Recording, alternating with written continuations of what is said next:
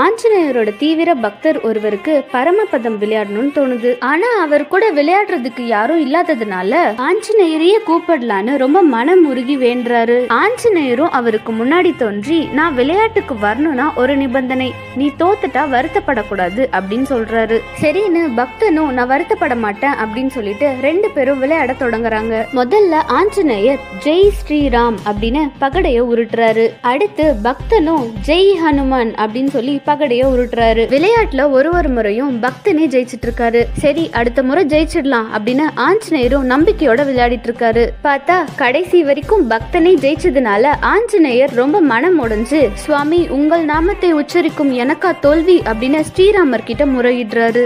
அப்போ ஸ்ரீராமர் அவருக்கு முன்னாடி தோன்றி, என்னுடைய நாமத்தை உச்சரிக்கும் உனக்கு அவன் பக்தனாவான், அதனால் உன் அருளோடு என் அருளும் இணைந்து அவனுக்கு வெற்றியை தந்தது அப்படின்னு சொல்றாரு.